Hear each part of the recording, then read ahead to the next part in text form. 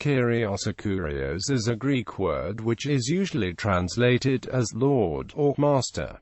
In religious usage, it is sometimes translated as God. It is used in the Septuagint translation of the Hebrew Bible and the Greek New Testament. Kyrios appears about 740 times in the New Testament, usually referring to Jesus. In classical Athens, the word Kyrios referred to the head of the household, who was responsible for his wife, children, and any unmarried female relatives.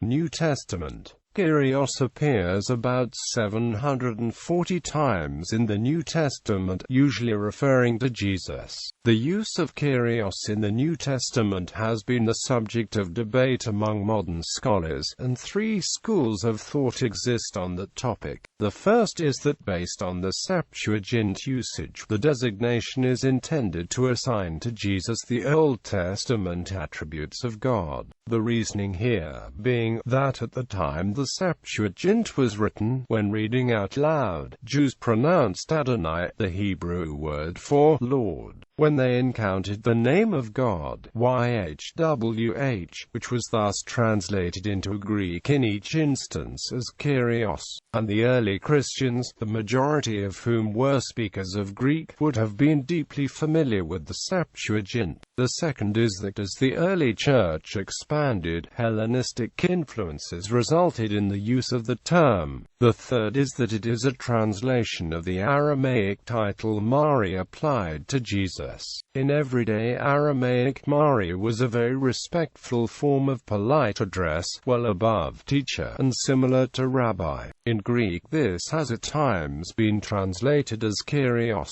While the term Mari expressed the relationship between Jesus and his disciples during his life, the Greek Kyrios came to represent his lordship over the world. The Gospel of John seldom uses Kyrios to refer to Jesus during his ministry, but does so after the resurrection, although the vocative Kyrie appears frequently. The Gospel of Mark never applies the term Kyrios as a direct reference to Jesus, unlike Paul, who uses it 163 times. When Mark uses Kyrios, it is in reference to YHWH, God. Mark does, however, use the word in passages where it is unclear whether it applies to God or Jesus, e.g., in 5:19 or 11:3. Kyrios is a key element of the Christology of Apostle Paul. Most scholars agree that the use of Kyrios, and hence the lordship of Jesus,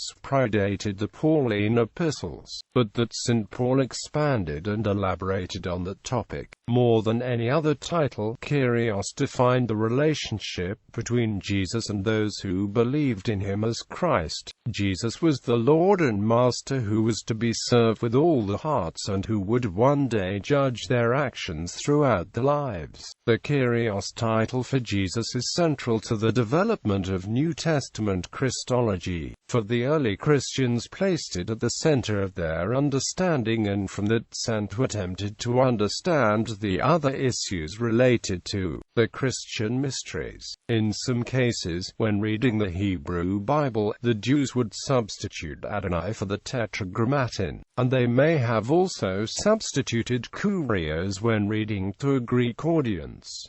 Origen refers to both practices in his commentary on Psalms. The practice was due to the desire not to overuse the name of God.